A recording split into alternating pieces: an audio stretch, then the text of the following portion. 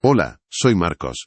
Vi a mi abuelo, un millonario que creía poder comprar el mundo, derrumbarse en medio de una acera cualquiera, por un trozo de papel. No lloraba, era algo peor. Era la mirada de un hombre que se daba cuenta de que toda su vida había sido una mentira. Qué frágiles somos cuando la vida nos quita la armadura. ¿Alguna vez has presenciado cómo alguien se quiebra así, en silencio?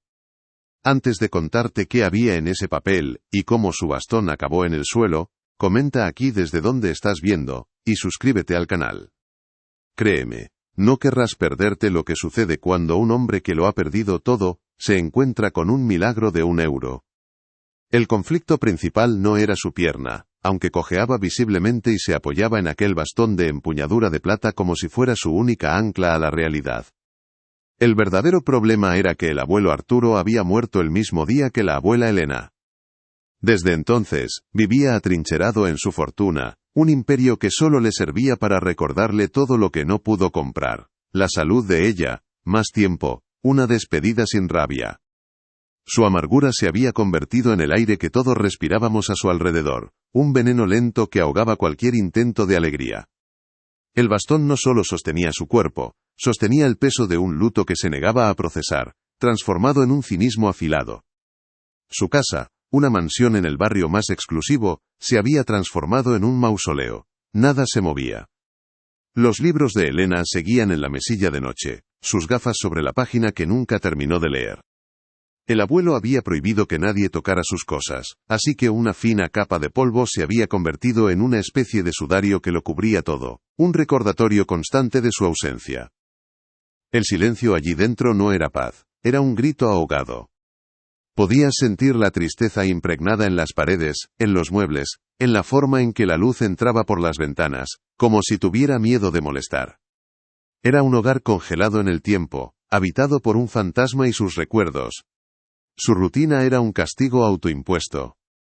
Cada tarde, sin falta, salía a caminar por las mismas calles, con el mismo traje impecable y la misma expresión de desdén.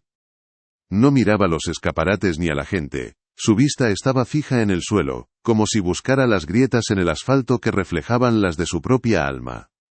El golpeteo rítmico y seco de su bastón contra la acera era la banda sonora de su soledad. Era un sonido impaciente, casi agresivo, el de un hombre que le exigía al mundo una respuesta que nunca llegaría.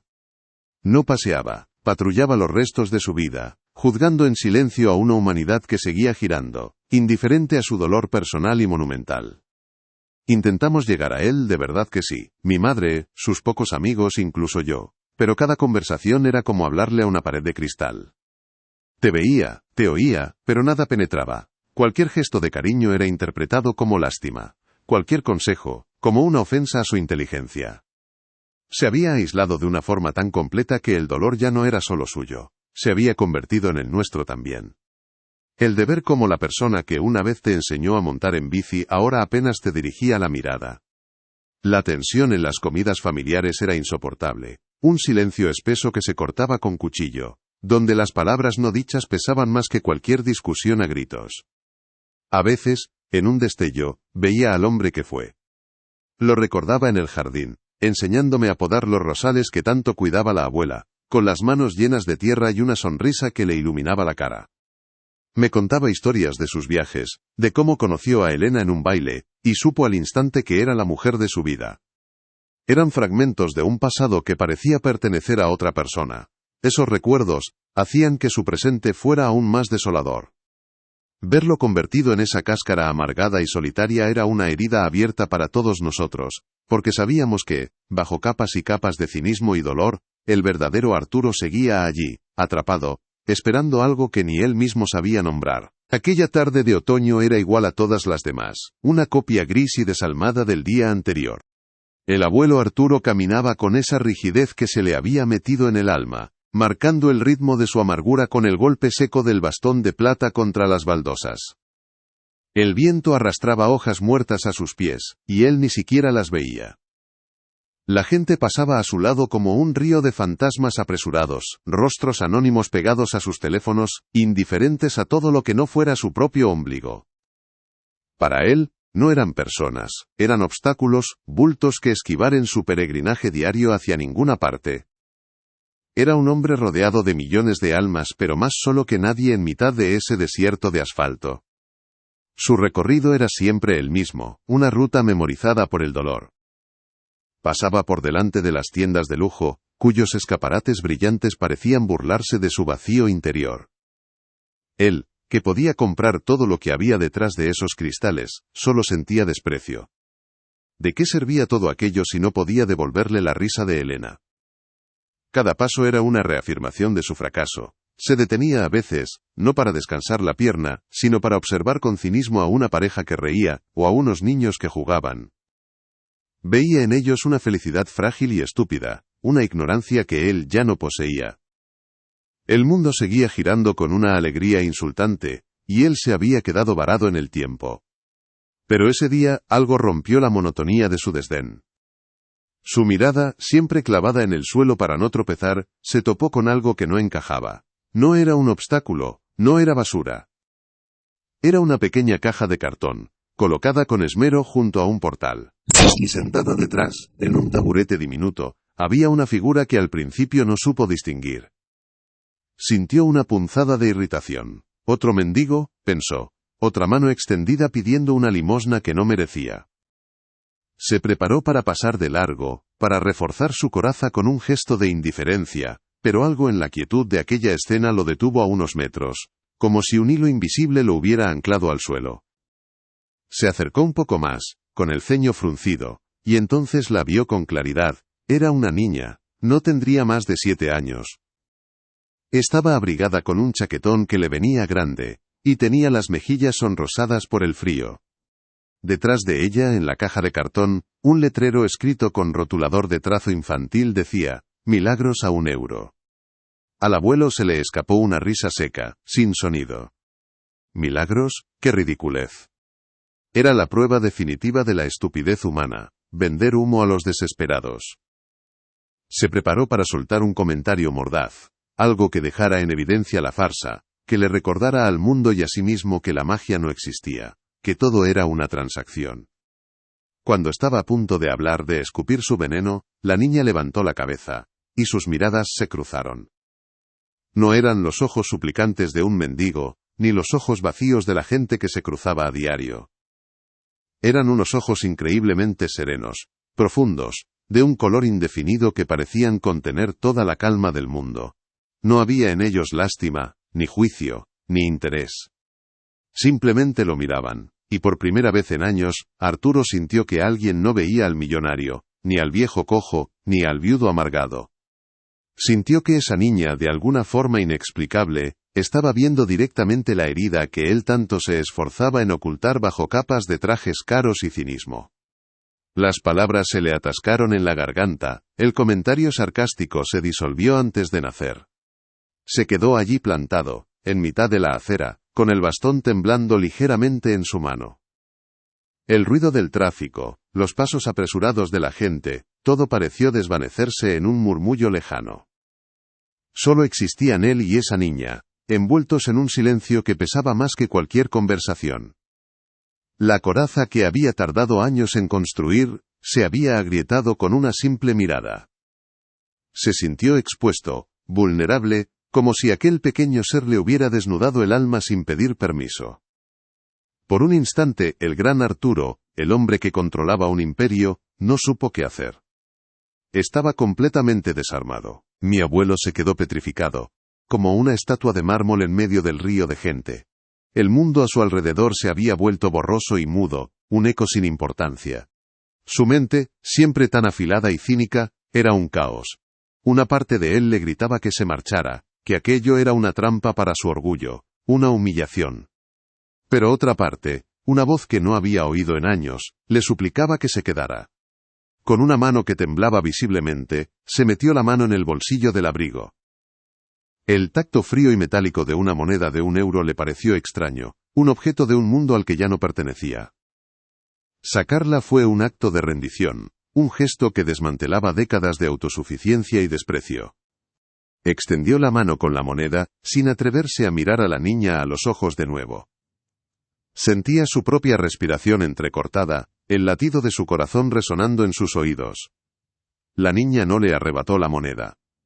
con una delicadeza impropia de su edad y de aquel entorno, posó sus pequeños dedos sobre los de él para cogerla. El contacto fue fugaz, apenas un segundo, pero para mi abuelo fue como una descarga eléctrica que le recorrió el brazo y se instaló directamente en su pecho. A cambio, ella le entregó un trozo de papel diminuto, doblado varias veces sobre sí mismo. No pesaba nada, pero en la mano de Arturo se sentía como si contuviera todo el peso del universo. La cogió con una reverencia que ni él mismo comprendió. Se apartó unos pasos, dándole la espalda a la niña, como si necesitara privacidad para enfrentarse a lo que fuera que había comprado. Con dedos torpes por la emoción y el frío, desdobló el papel. Dentro no había un mensaje, ni una profecía, ni una dirección. Solo había un dibujo, hecho con un lápiz de cera amarillo. Era un sol infantil, con rayos torcidos, y una sonrisa simple y enorme. La primera reacción de Arturo fue una punzada de decepción, casi de ira. Esto era el milagro. Pero entonces, una imagen le asaltó con la fuerza de un relámpago. Elena, en el jardín de su casa, riendo bajo un sol de primavera, diciéndole que hasta en los días más grises, se podía encontrar un poco de luz si sabías dónde buscar. Una lágrima solitaria y caliente rodó por su mejilla. Al día siguiente rompió su propia rutina por primera vez en años. No esperó a la tarde. Después de un desayuno que apenas probó, se vistió con el mismo traje impecable y salió a la calle. Su caminar, sin embargo, era diferente. Ya no era la marcha fúnebre de un hombre que patrullaba sus ruinas. Había una urgencia en sus pasos, una tensión casi juvenil. Recorrió la misma calle, pero esta vez sus ojos no estaban clavados en el suelo. Escaneaban cada portal, cada esquina, buscando la pequeña caja de cartón y la figura sentada detrás. El golpeteo de su bastón sonaba menos a sentencia y más a una pregunta impaciente. Por primera vez no estaba huyendo de los recuerdos, sino que corría hacia una posibilidad, por absurda que pareciera. La encontró en el mismo sitio, como si nunca se hubiera movido, como si el tiempo no existiera para ella. El abuelo se acercó, esta vez sin dudarlo. Se sentía extrañamente nervioso, como un adolescente. Sacó la cartera y extrajo un billete de 50 euros. «Quiero otro», dijo, con una voz más ronca de lo normal. La niña levantó la vista, con la misma calma insondable del día anterior. Miró el billete y luego a los ojos de mi abuelo, y con una suavidad que lo desarmó por completo, negó con la cabeza. No dijo nada. Simplemente señaló el banco de piedra que había a unos metros. Arturo, confundido pero extrañamente obediente, se sentó. Ella permaneció en su puesto. Y en ese silencio compartido, mi abuelo sintió una paz que ninguna de sus propiedades le había dado jamás. Después de un rato que le pareció una eternidad y un segundo al mismo tiempo, se levantó para marcharse. No había ocurrido nada, y sin embargo todo había cambiado. Al caminar de vuelta a casa, se dio cuenta de algo asombroso. No se apoyaba en el bastón. Lo llevaba en la mano, sí, pero su peso no descansaba sobre él. Su pierna seguía doliéndole. El dolor crónico no había desaparecido por arte de magia, pero era diferente. Era un dolor físico, ya no un ancla que lo arrastraba al fondo de su desesperación.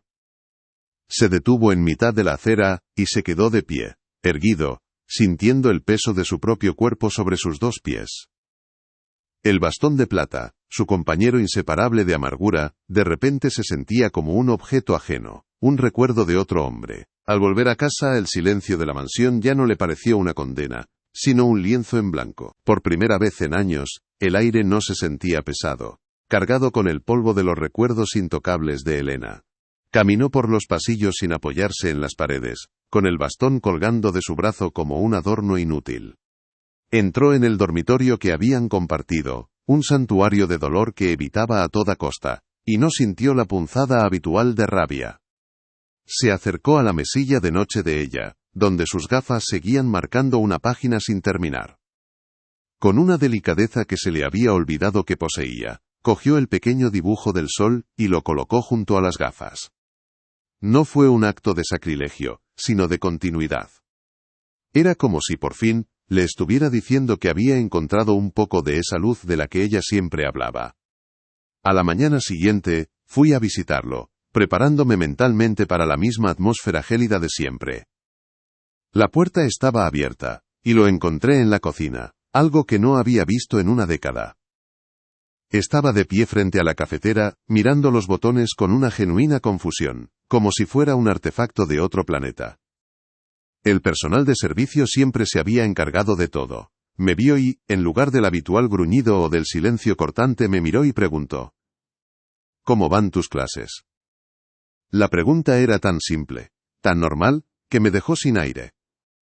Me quedé paralizado en el umbral, incapaz de responder.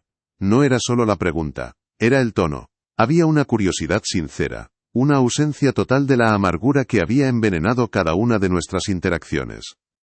Por un instante, vi al abuelo que recordaba de mi infancia, y el shock fue tan grande que tuve que apoyarme en el marco de la puerta. El cambio más visible llegó durante el almuerzo del domingo. Todos nos reunimos con la tensión habitual, esperando el momento en que su mal humor rompiera la frágil tregua. Pero Arturo llegó al comedor caminando con una fluidez que nos dejó a todos boquiabiertos. Llevaba el bastón, sí, pero lo sostenía bajo el brazo, como un caballero inglés llevaría un paraguas. No se apoyó en él ni una sola vez. Mi madre, incapaz de contenerse, le preguntó por su pierna. Él simplemente se encogió de hombros, casi con indiferencia. «Sigue ahí», dijo, mientras se sentaba. Pero el dolor está más silencioso. Nadie supo qué decir. Nos miramos unos a otros por encima de la mesa, una mezcla de asombro, esperanza y una pizca de miedo. Era como presenciar un deshielo imposible, un glaciar de amargura que empezaba a resquebrajarse, sin que nadie entendiera por qué. Unos días después me confesó algo en voz baja, como si temiera que las paredes pudieran oírlo. Había empezado a soñar con la abuela. No eran las pesadillas de antes, llenas de hospitales y despedidas frustradas. Eran sueños serenos.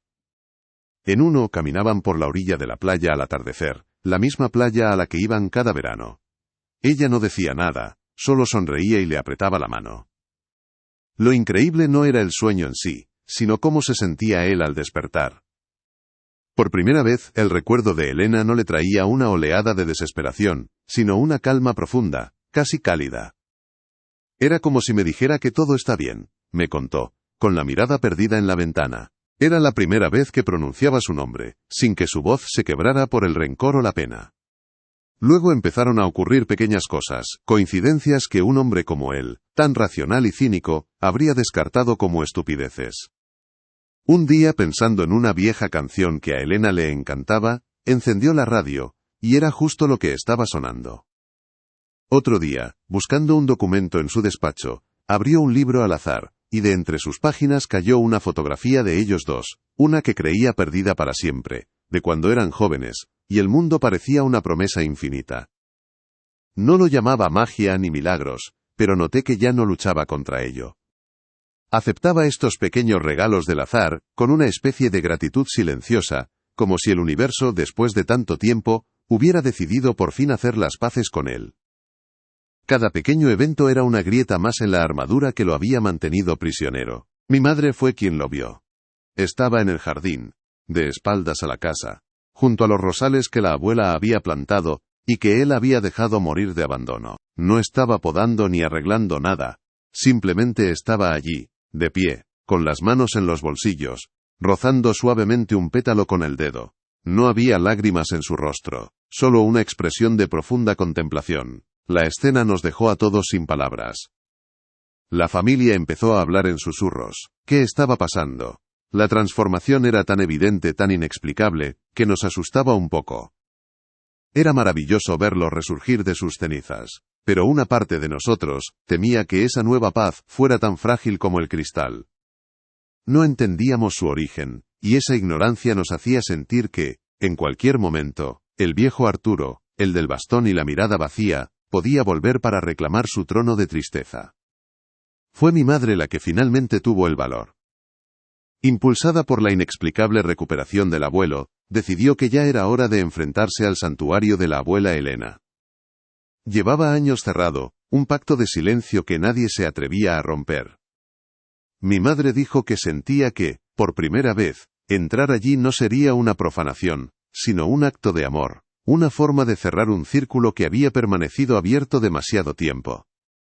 Se armó de valor una mañana de sábado, con la excusa de hacer limpieza, pero todos sabíamos que lo que iba a limpiar no era el polvo, sino las heridas.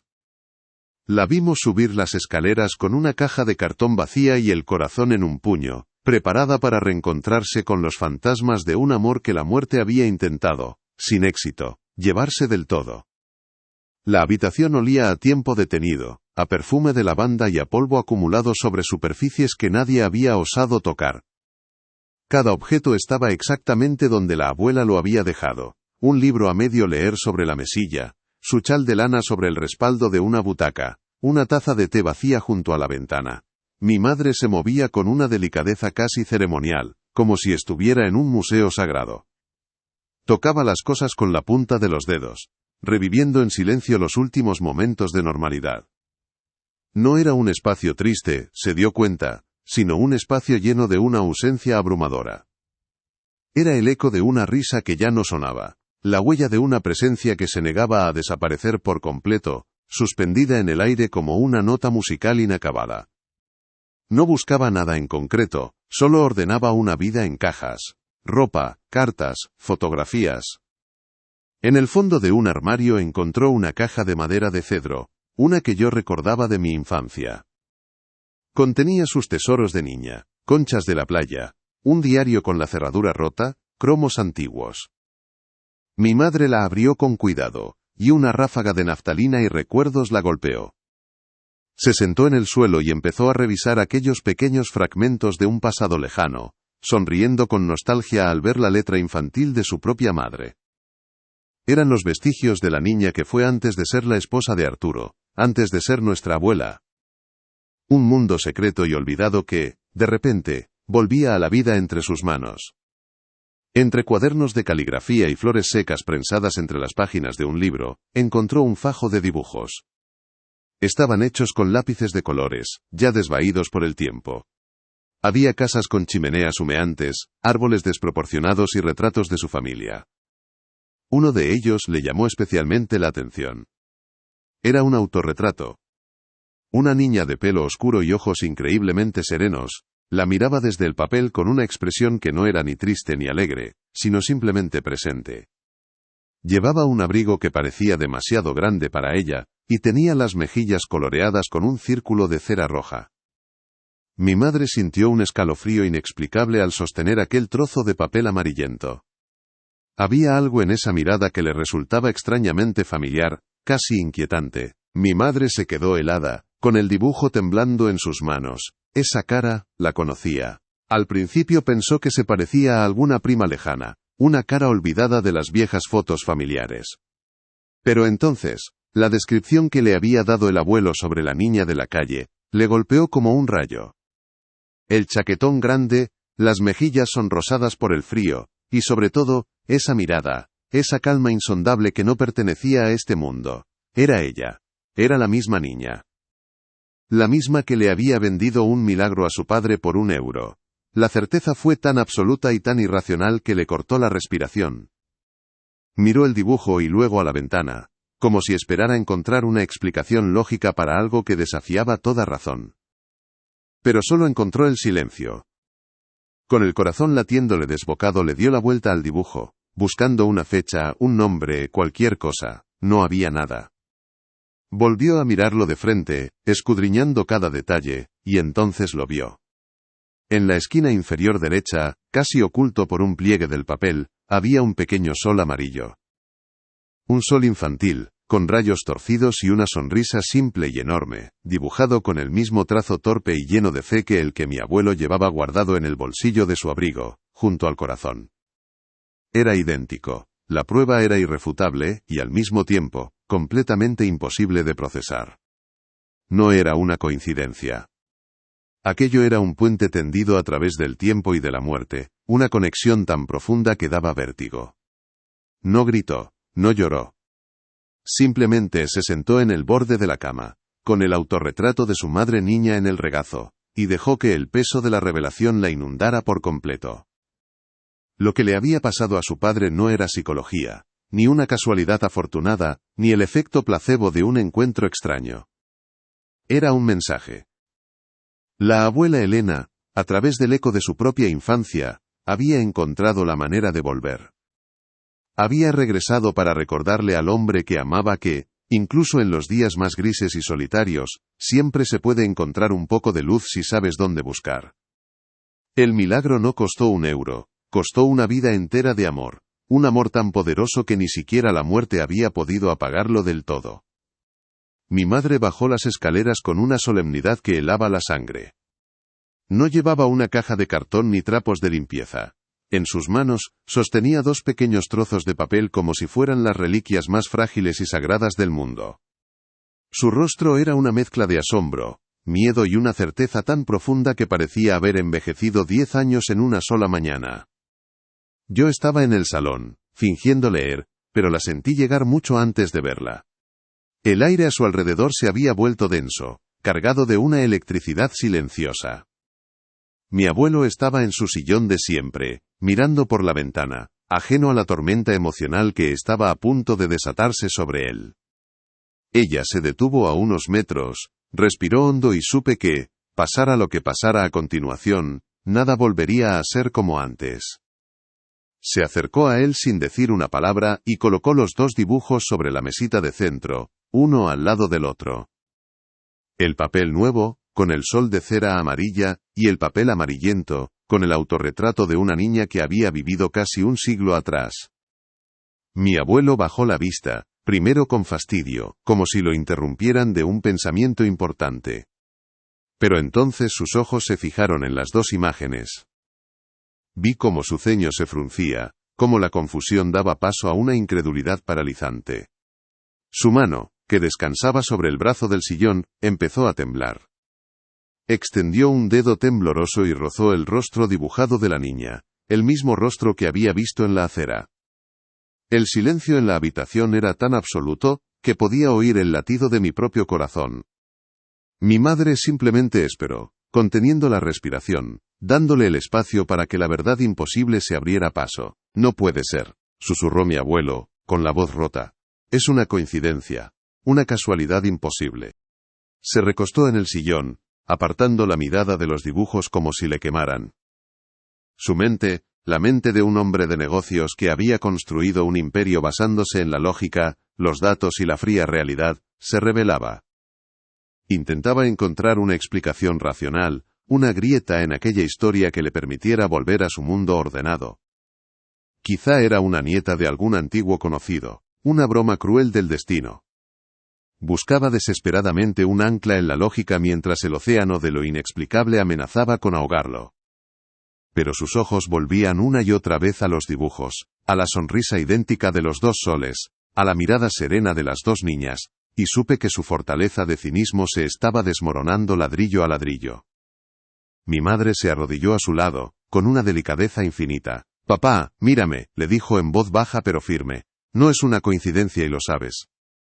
¿Recuerdas lo que siempre decía mamá? Que hasta en los días más grises, se puede encontrar un poco de luz, si sabes dónde buscar. Ella te envió un sol, papá». Luego señaló el autorretrato. «Esta era ella. Esta es la niña que fuiste a buscar. No sé cómo, no sé por qué, pero ha encontrado la manera de volver, para decirte que no estás solo. No era una mendiga, era un mensaje. Era ella, recordándote la promesa que os hicisteis».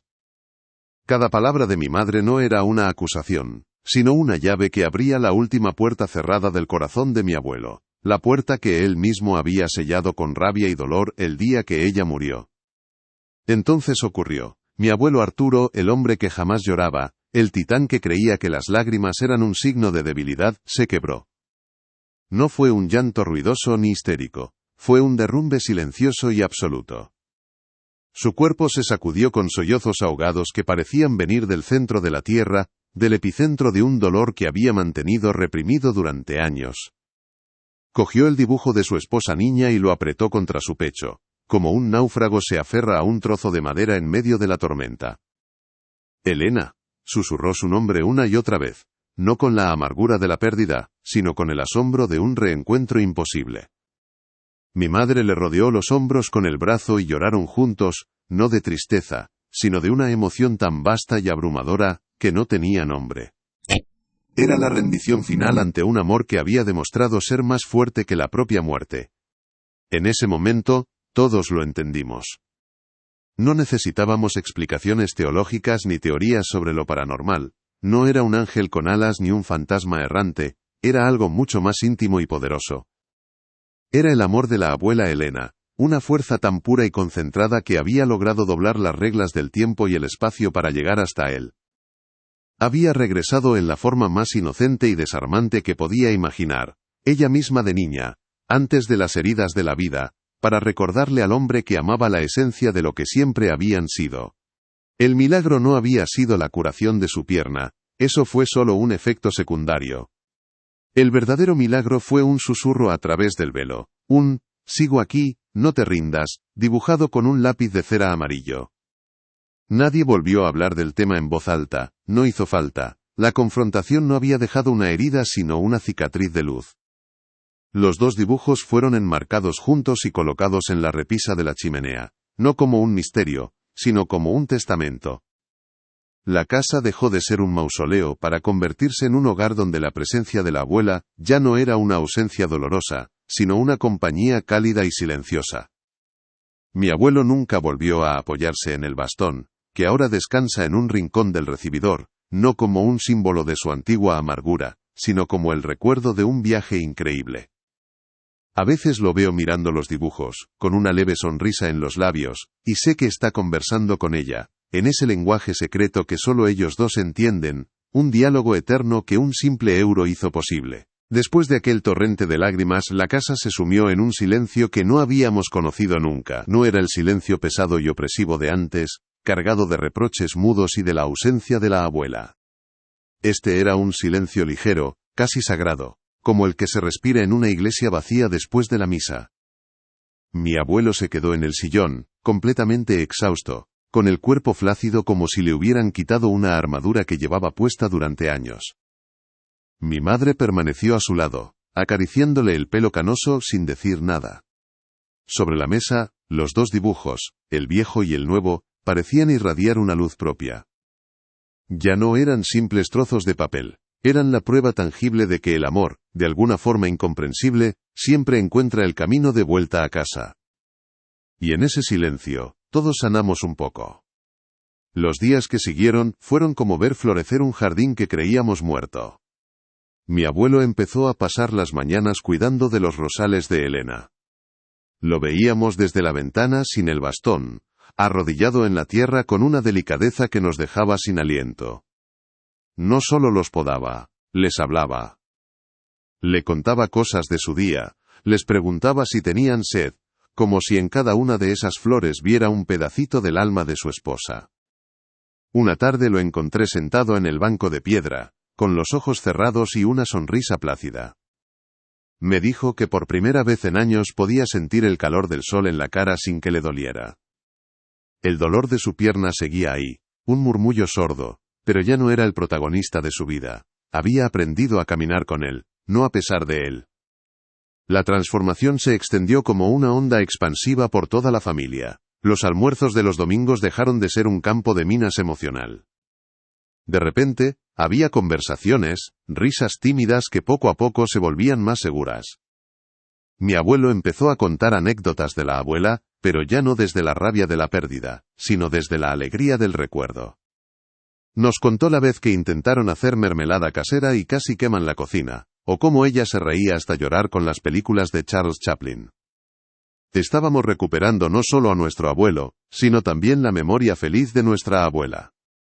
Su fantasma había dejado de ser una presencia dolorosa para convertirse en un recuerdo cálido que nos volvía a unir, recordándonos que habíamos sido, y seguíamos siendo, una familia construida sobre los cimientos de un gran amor. Una semana después de la revelación mi abuelo me pidió que lo acompañara al centro. No me dijo a dónde íbamos, pero yo lo sabía. Caminaba con una calma y una seguridad que no le había visto en una década, saludando con la cabeza a la gente con la que se cruzaba. Cuando llegamos a la calle donde todo había empezado, el corazón me dio un vuelco. Estaba exactamente igual, el mismo río de gente anónima, el mismo ruido de tráfico, los mismos escaparates brillantes. Pero en el portal donde había estado la pequeña caja de cartón, no había nada. Ni la niña, ni el taburete, ni el letrero. Era solo un trozo de acera gris, indistinguible de cualquier otro. Mi abuelo se quedó mirando el lugar durante un largo rato, sin decepción en su rostro, solo una profunda serenidad.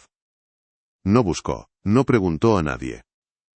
Simplemente se acercó al banco de piedra y se sentó, exactamente como había hecho la segunda vez que la vio. Se quedó allí unos minutos, en silencio, observando el ir y venir de la gente. Luego se giró hacia mí y me dijo algo que nunca olvidaré. Los milagros no están para que los entiendas, Marcos. Están para que los aceptes. Comprendió en ese instante que ella nunca había estado realmente allí, no de la forma en que nosotros entendemos la realidad. Había sido un regalo, un mensajero que había cumplido su misión, y se había desvanecido tan silenciosamente como había llegado. No había nada que buscar. La respuesta no estaba en esa calle, sino en el sol, que ahora llevaba dibujado en el alma, y en el bolsillo de su abrigo, justo al lado del corazón. El dinero, que durante tanto tiempo había sido su escudo y su cárcel, encontró un nuevo propósito. Unos meses después, mi abuelo creó una pequeña fundación con el nombre de Elena. No era una de esas organizaciones enormes y mediáticas. Era algo discreto, personal. Se dedicaba a financiar proyectos artísticos para niños en hospitales, a comprar instrumentos musicales para colegios sin recursos, a financiar becas para jóvenes talentos sin oportunidades. Decía que quería devolver al mundo un poco de la luz que él había recibido. Su fortuna, antes un peso muerto, se convirtió en una herramienta para esparcir pequeños milagros de €1, para asegurarse de que otros niños en sus propios desiertos de asfalto pudieran encontrar un lápiz de cera con el que dibujar su propio sol. La vida en aquella casa nunca volvió a ser la misma. El bastón de empuñadura de plata sigue en el recibidor, apoyado en una esquina, pero ya nadie lo mira con tristeza. Ahora es un recordatorio, el testigo mudo de un otoño en el que lo imposible se abrió paso en nuestras vidas. Mi abuelo volvió a viajar, a reír a carcajadas, a soñar con el futuro. Vivió 10 años más, y cada uno de ellos fue un regalo. A veces, en las tardes de sol, lo veía en el jardín, mirando al cielo con una sonrisa cómplice, y yo sabía que estaba hablando con ella. Aquella niña nos enseñó la lección más importante de todas, que hay conexiones que ni el tiempo ni la muerte pueden romper, y que la fe no es creer en lo que no se ve, sino aceptar que el amor siempre, siempre, encuentra la manera de dejarnos un mensaje.